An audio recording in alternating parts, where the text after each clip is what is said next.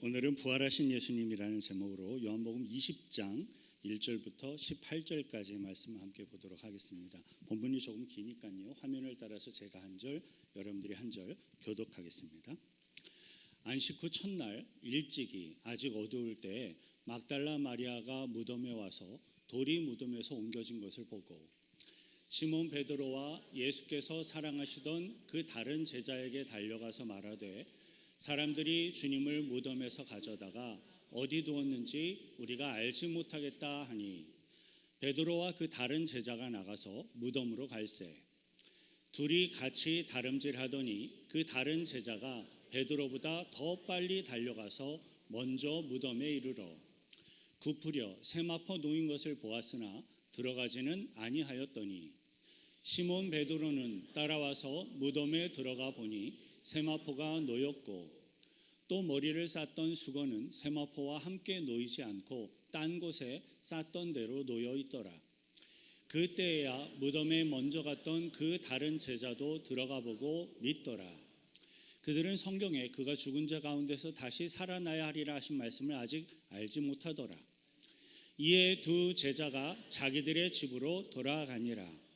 마리아는 무덤 밖에 서서 울고 있더니 울면서 굽으려 무덤 안을 들여다보니 흰옷 입은 두 천사가 예수의 시체에 누웠던 곳에 하나는 머리편에 하나는 발편에 앉았더라. 천사들이 이르되 여자여 어찌하여 우느냐 이르되 사람들이 내 주님을 옮겨다가 어디 두었는지 내가 알지 못함이니이다. 이 말을 하고 뒤로 돌이켜 예수께서 서 계신 것을 보았으나 예수이신 줄은 알지 못하더라. 예수께서 이르시되 여자여 어찌하여 울며 누구를 찾느냐 하시니 마리아는 그가 동산지기인 줄 알고 이르되 주여 당신이 옮겼거든 어디 두었는지 내게 이르소서 그리하면 내가 가져가리이다. 예수께서 마리아야 하시거늘 마리아가 돌이켜 히브리 말로 라보니 하니 이는 선생님이라는 말이라. 예수께서 이르시되 나를 붙들지 말라. 내가 아직 아버지께로 올라가지 아니하였노라. 너는 내 형제들에게 가서 이르되 내가 내 아버지 곧 너희 아버지 내 하나님 곧 너희 하나님께로 올라간다 하라 하시니 함께 읽습니다. 막달라 마리아가 가서 제자들에게 내가 주를 보았다 하고 또 주께서 자기에게 이렇게 말씀하셨다 이르니라. 아멘. 오늘은 부활주일을 맞아서 요한복음서 뒷부분에 기록되어 있는 예수님의 부활하신 사건의 성경 본문을 함께 살펴보고자 합니다. 우리들이 흔히 이야기하는 기적이라는 말은 자연스러움의 반대 개념입니다. 그래서 사람들은 기적을 초자연적인 사건이라고 이야기를 해요. 예수 그리스도의 부활 사건은 신약 성경에 나타난 가장 큰 사건이고 초자연적인 사건입니다. 그래서 예수 그리스도의 이 부활의 기적은 우리 인간의 이성, 상식, 우리 인간들의 경험으로 이해할 수가 없고 오직 영적인 믿음으로만 이해할 수가 있습니다. 그리고 예수 그리스도의 부활은 분명한 역사적인 사실입니다. 본문 1절 2절 다시 읽습니다. 안식 후 첫날 일찍이 아직 어두울 때에 막달라 마리아가 무덤에 와서 돌이 무덤에서 옮겨진 것을 보고 시몬 베드로와 예수께서 사랑하시던 그 다른 제자에게 달려가서 말하되 사람들이 주님을 무덤에서 가져다가 어디 두었는지 우리가 알지 못하겠다 하니 요한복음에 따르면 예수 그리스도의 부활하심을 가장 처음으로 목격한 사람은 막달라 마리아였습니다. 1절 말씀에서 안식 후 첫날 이른 아침이라고 기록하고 있습니다. 그때 당시의 안식일은 오늘날 우리들이 사용하고 있는 달력의 토요일에 해당하는 날이었습니다. 안식 이후 첫날 이른 아침이니까 주일날 해가 뜨기 직전의 새벽을 이야기합니다. 오늘날의 기독교 성도들이 주일에 이렇게 모여서 예배하며 안식하는 이유가 있다면 그것은 예수 그리스도의 부활 사건 때문입니다. 예수님께서 주일날 새벽에 부활하셨기 때문에 안식일의 주인 되시는 예수 그리스도를 기념하며 주일에 우리들이 모여 예배를 드리고 안식을 하는 것입니다. 주일 이른 아침 아직 어두움이 깔려 있을 때 막달라 마리아가 다른 여인들과 함께 예수님의 무덤에 새벽 일찍 어두울 때 찾아왔습니다. 그때 당시 유대인들은 토요일 그러니까 안식일에 일정한 먼 거리 이상을 이동을 할 수가 율법적으로 없었어요. 그래서 그 전통을 따라 안식일 날을 기다리고 안식일 다음 날 주일 아침에 일찍 예수님의 무덤으로 찾아간 것이었습니다. 막달라 마리아는 과거에 7 귀신이 들려 정말 짐승처럼 살았던 그러한 여인이었습니다. 막달라 마리아는 예수님을 만나고 나서 영생을 얻고 새 사람이 되었기 때문에 예수님께로부터 받은 그 은혜와 사랑이 너무나도 많았던 여인이었습니다. 막달라 마리아는 자신의 인생을 구원하시고 변화시키신 그 예수님에 대한 사랑, 애정이 그만큼 특별했어요. 그런데 여러분, 진정으로 사랑을 하면요, 진정한 사랑은 다른 사람들이, 사랑하지 못하는 사람들이 하지 못하는 것도 능히 할 수 있게 만드는 힘과 능력이 있습니다. 보통 사람들은 못하고 보통 사람들은 못 보지만 사랑하는 사람은 보고 사랑하는 사람은 할 수 있는 것이 있습니다. 이른 새벽 미명에 해가 뜨기 전에 무덤을 찾아가는 일이 그렇게 쉽겠습니까? 그분을 사랑하는 사람들이 할 수 있는 일입니다. 막달라 마리아가 가장 먼저 예수님의 무덤에 도착을 해보니까 무덤을 지키고 있었던 로마 군병도 없었고 육중한 돌문도 옆으로 굴러져 있으며 무덤 속은 텅 비어 있었습니다. 그래서 그녀는 본능적으로 혹시 누가 예수님의 시신을 훔쳐가지 않았나 걱정을 합니다. 그녀는 예수님의 시신이 없어진 것을 알고 급히 발걸음을 돌려 베드로와 요한에게 달려가 그 사실을 알려주게 됩니다. 막달라 마리아에게는 예수 그리스도의 부활에 대한 어떤 생각이나 기대가 아예 없었기 때문에 예수님의 시신을 그저 도둑 맞은 것으로만 생각을 하고 있었던 거죠. 부활을 믿지 않는 사람들은 실제로 일어난 많은 놀라운 기적과 영적인 진리들을 볼 수 없게 됩니다. 본문 2절을 보면 막달라 마리아는 베드로와 요한에게 달려가서 예수님의 무덤이 열려 있고 시신이 없다라는 사실을 고합니다. 그리고는 사람이 무덤에서 예수님의 시신을 가져다가 어디에 두었는지 우리가 알지 못하겠나이다 라고 말합니다. 우리라고 표현하고 있는 건 보면 다른 여인들도 함께 무덤에 갔던 걸 알 수 있어요. 베드로와 요한도 이 소식을 듣고 예수님의 죽음 또 예수님의 장례 때문에 굉장히 큰 충격을 받고 안정을 찾지 못하고 있었던 상태였습니다. 그런데 이제 예수님의 시신마저 없어졌다는 소식을 듣고 제자들은 정말로 큰 충격에 휩싸이게 됩니다. 3절부터 7절 천천히 읽습니다. 베드로와 그 다른 제자가 나가서 무덤으로 갈새 둘이 같이 다름질하더니 그 다른 제자가 베드로보다 더 빨리 달려가서 먼저 무덤에 이르러 굽으려 세마포 놓인 것을 보았으나 들어가지는 아니하였더니 시몬 베드로는 따라와서 무덤에 들어가 보니 세마포가 놓였고 또 머리를 쌌던 수건은 세마포와 함께 놓이지 않고 딴 곳에 쌌던 대로 놓여 있더라. 자, 이 부분에서 우리들이 흥미롭게 볼 수 있는 게 있는데요. 이 요한복음서를 기록한 사도 요한의 태도와 모습이에요. 이 요한복음서 전체에는 이 글을 내가 기록했습니다 하고 요한이 기록했습니다라고 소개하고 있지는 않습니다. 단지 은근히 자신을 암시해 주는 내용만이 복음서에 등장을 하고 있습니다. 그리고 또 베드로와 요한은 매우 다른 성격이었어요. 베드로와 요한은 막달라 마리아의 말을 듣고 예수님의 무덤을 향해 황급히 달려갔습니다. 근데 성경의 기록을 보니까 사도 요한이 베드로보다 더 빨랐다라고 기록하고 있습니다. 그런데 무덤에 먼저 도착한 요한은 베드로보다 먼저 도착을 했지만 무덤 안으로 들어가질 않고 일단은 주위부터 살핍니다. 요한은 섣불리 행동하지 않고 면면히 이렇게 관찰하는 관찰력이 뛰어난 사람이었습니다. 하지만 뒤늦게 도착한 베드로는 앞뒤를 가리지 않고 일단은 무덤 안으로 뛰어들어갑니다. 베드로의 급한 성품을 그대로 보여주고 있는 대목입니다.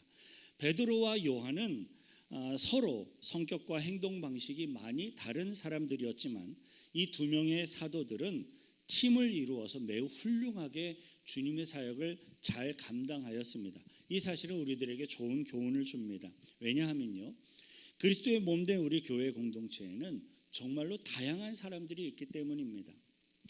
교회에는 성격이 급한 사람도 있고요, 관찰력이 뛰어난 사람도 있고요, 어떤 사람은 행동이 민첩한 사람이 있습니다. 여러 유형의 사람들이 모입니다. 그런데 이 모든 사람들이 다 주님의 뜻을 감당하기 위해서, 주님의 사역을 감당하기 위해서 모두 다 필요한 존재라는 사실입니다. 종종 어떤 사람들은요, 다른 사람들이 갖고 있는 다른 면을 실수로 행한 것이다 라고 생각하는 착각을 합니다. 그러나 하나님께서 구원하신 우리 모든 성도들에게는 다 나름대로의 탁월한 면이 있어요. 부족한 면도 있겠지만 하나님이 허락하신 나름대로의 탁월한 면이 있습니다. 하나님께서는 각 성도들의 그 장점과 탁월한 면을 사용하시고 합력하여서 선을, 하나님의 뜻을 이루게 하시는 것입니다. 요한은 그의 분석적이고 합리적인 성품에 따라서 예수님의 무덤 안쪽의 상황을 정말로 잘 설명을 해주고 있습니다. 6절부터 7절을 보니까 시신을 감았던 세마포가 그대로 놓여 있고, 또 수건은 세마포와 함께 놓이지 않고 딴 곳에 개켜 있다라고 묘사하고 있어요. 그런데 여러분, 어떻게 시신은 없고 시신을 감쌌던 세마포가 그대로 놓여 있을까요? 세마포가 그대로 놓여 있다라는 것은 마치 적절한 표현인지 잘 모르겠습니다만 마치 누에가 고치를 빠져나오듯이 예수님께서 세마포에서 그냥 순식간에 세마포를 흔들어뜨리지 않고 순식간에 빠져나왔다라고 밖에는 설명할 수밖에 없습니다. 만약에 시신이 일어나서 스스로 감겨있는 세마포를 벗었다면 세마포와 수건이 엉켜있든 어디 한 곳으로 모여져 있었을 겁니다. 그런데 세마포와 수건이 따로 있는 그대로 놓여있다는 것은 예수님의 부활하신 시신이 있는 그대로 빠져나간 것 외에는 달리 설명할 방법이 없습니다. 8절 9절도 있습니다. 그때에야 무덤에 먼저 갔던 그 다른 제자도 들어가 보고 믿더라. 그들은 성경에 그가 죽은 자 가운데서 다시 살아나야 하리라 하신 말씀을 아직 알지 못하더라. 제자들이 예수님께서 평소에 말씀하신 부활에 대해서 믿었더라면 이 모든 상황들을 더 쉽게 이해할 수 있었을 것입니다. 하지만 베드로와 요한은 예수님이 말씀하셨던 부활을 아직 믿지 않았기 때문에 매우 혼란스러워합니다. 우리들은 이 부분에서요, 천지를 창조하신 여호와 하나님의 말씀을 한 번 더 묵상해 볼 필요가 있습니다. 창세기 1장 1절을 큰 소리로 같이 함께 읽습니다. 태초에 하나님이 천지를 창조하시니라. 네, 이 본문 말씀을 우리들이 믿는 그 순간 성경의 모든 비밀들이 다 해결되어집니다. 여호와 하나님께서 천지 만물을 다 조성하시고 우리 인간을 창조하셨다면 다른 것을 못하실 것이 없습니다. 죽은 자를 일으키시고 없던 것을 생겨나게 하는 일은 창조주 하나님께 아주 간단한 일입니다. 하지만 세상의 많은 사람들이 하나님의 천지 창조에 대해 인간의 이성으로 이해를 하려고 하니까 걸림이 돼요. 잘 믿지를 못해요. 우리 인간들의 이성과 합리적인 생각과 잘 맞는 것은 여호와 하나님이 세상을 창조하신 창조가 아니라 세상 사람들이 이야기하는 진화론입니다. 그래서 세상의 사람들은 이 진화론이라는 것이 모순이 있고 과학적으로 말이 안 된다는 사실을 그들도 이미 잘 알고 있어요. 그럼에도 불구하고 그들은 여전히 창조보다 진화론에 더 많은 매력을 느껴요. 제자들은 예수님께서 죽으시고 3일 만에 부활하셨다라는 말씀을 일찍이 들었지만 믿지를 못했습니다. 그래서 지금 제자들은 큰 충격, 엄청난 혼란에 빠져 있습니다. 분명히 예수님의 시신은 없어졌는데 그 상황조차 제대로 설명할 수가 없는 겁니다. 수건은 개켜 있고 세마포는 예수님의 시신을 감쌌던 그대로 놓여 있습니다. 이러한 모든 상황들에 제자들은 당황을 합니다. 예수님이 하셨던 말씀을 그대로 믿었더라면 정말로 간단히 해결될 일을 믿지 않았기 때문에 당황하는 겁니다. 10절 함께 있습니다. 이에 두 제자가 자기들의 집으로 돌아가니라. 두 제자는 할 말을 잃었어요. 예수님의 기적 그걸 믿지도 못하겠고 그렇다고 부인도 못하겠고 당황을 했는데 할 말은 없고 어정쩡한 상태로 각자의 집으로 돌아가는 길을 걸어갑니다. 이 사건이 약 2000년쯤 전에 주일날 새벽 5시에서 6시쯤으로 추정되어 해가 뜨기 직전이라고 했으니까 주일날 새벽 5시에서 6시 사이에 일어났던 예수님의 부활 사건이었습니다. 다시 무덤으로 돌아온 막달라 마리아는 예수님의 부활의 현장을 보고만 있었어요. 그녀는 예수님의 무덤을 떠나지 않고 그대로 남아 있습니다. 시신이 없어졌는데 어떻게 할 수를 못하니까 떠나지는 못하고 어찌할 바를 모르고 남아 있는 거예요. 어떻게 해서라도 누가 예수님의 시신을 가져갔는지 알아보기를 원합니다. 진심으로요, 존귀하게 여기고 사랑을 하면 그 사랑을 향한 열심이 우리들의 모습을, 우리들의 행동을 이끌어 가도록 되어 있습니다. 11절, 12절 함께 읽습니다. 마리아는 무덤 밖에 서서 울고 있더니 울면서 굽으려 무덤 안을 들여다보니 흰옷 입은 두 천사가 예수의 시체에 뉘었던 곳에 하나는 머리편에 하나는 발편에 앉았더라. 베드로와 요한은 무덤 안을 쓱 살펴본 이후에 당황한 채로 돌아갔습니다. 그런데 막달라 마리아는 베드로와 요한이 예수님의 무덤 안에서 보지 못했던 천사를 보게 됩니다. 막달라 마리아는 예수님의 시신을 찾으려고 울면서 그러고 있다가 무덤 안을 들여다보았는데 두 천사가 앉아 있는 것을 발견을 하게 됩니다. 여러분, 천사는 분명히 존재합니다. 다만 우리 사람들이 쉽게 보지 못하는 것뿐이지 그렇다고 해서 천사가 없는 게 아니에요. 어떤 사람들은 그렇게 얘기합니다. 보지 못했고 경험하지 못했기 때문에 나는 그것을 인정할 수 없다라고 이야기하는 사람이 있습니다. 그런데 그건요, 너무나도 자기중심적이고 교만한 생각일 뿐이고 하나님 편에서 본다면 어리석은 죄악입니다. 13절 14절 함께 읽습니다. 천사들이 이르되 여자여 어찌하여 우느냐 이르되 사람들이 내 주님을 옮겨다가 어디 두었는지 내가 알지 못함이니이다. 이 말을 하고 뒤로 돌이켜 예수께서 서 계신 것을 보았으나 예수이신 줄은 알지 못하더라. 막달라 마리아는 천사를 보았지만 아직까지 예수님의 부활을 믿지 못하고 있었습니다. 그런데 더욱 놀라운 것이 14절 말씀에 있어요. 울고 있던 막달라 마리아가 천사들에게 사람들이 예수님의 시신을 어디에 두었는지 알지 못하겠습니다 라고 말을 하고 뒤를 돌아보는 순간 바로 그 뒤에 부활하신 예수님이 서 계신 겁니다. 처음에는 막달라 마리아도 예수님을 알아보지 못했어요. 하지만 그녀가 울고 있을 그때에도 예수님께서는 바로 그 자리에 함께하고 계셨습니다. 저와 여러분들이 혹여나 고통받고 있을 그때에도 혹은 절망하고 있을 그때에도 우리 부활하신 예수님께서는 항상 함께 하십니다. 다만 우리가 잘 볼 수 없어서, 잘 느낄 수 없어서 주님의 그 임재하심을 예배하지 못하고 주님께 나아가지 못하는 것뿐이에요. 우리 인간들에게 너무나도 큰 슬픔이 있으면 다른 것들이 잘 보이지 않게 됩니다. 또 우리 인간들에게 너무나도 많은 생각이 있으면 다른 것들이 잘 보이지 않게 됩니다. 마찬가지예요. 막달라 마리아도 자신의 많은 근심과 염려에 빠져서 부활하신 예수님을 보지 못했던 것입니다. 15절 16절 함께 있습니다.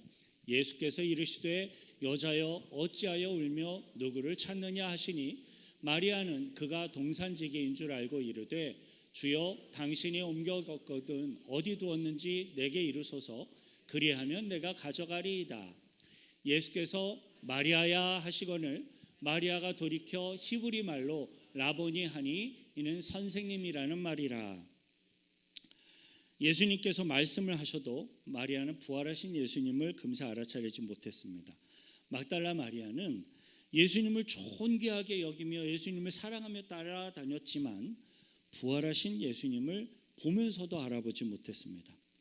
하지만 예수님께서 마리아야 하고 부르시자마자 그제서야 마리아의 영적인 눈이 번쩍 뜨이게 됩니다.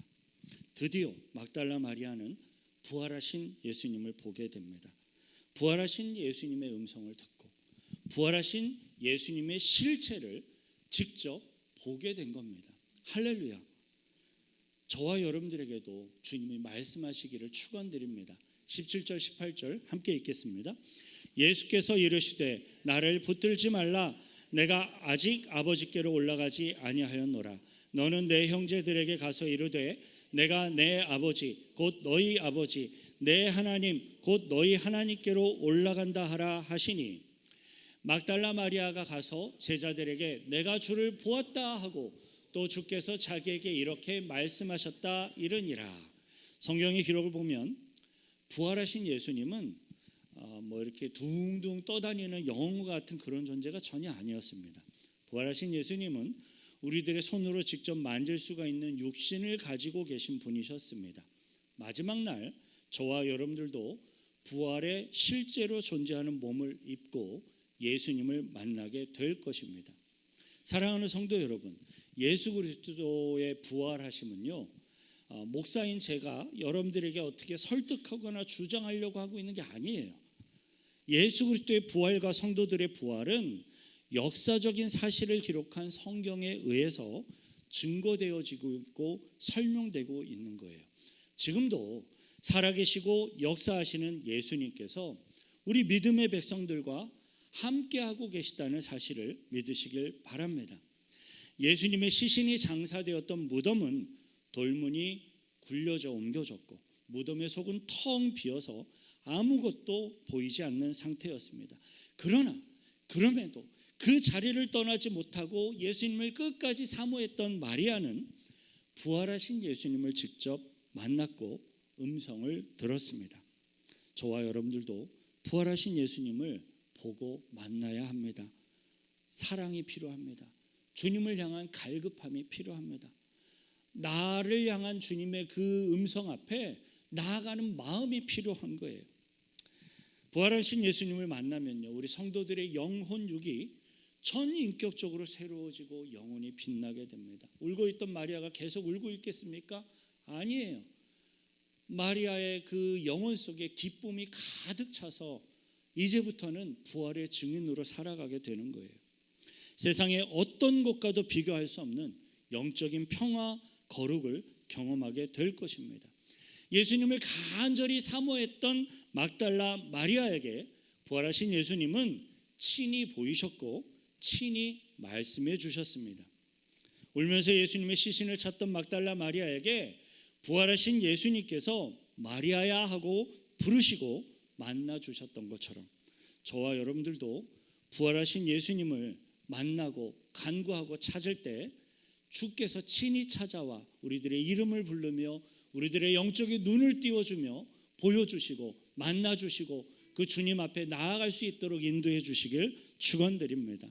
같이 함께 기도하실 때에요, 하나님, 예수님의 부활하심을 기념하고 경배하고 감사하는 부활주일 예배로 주님 앞에 모였습니다.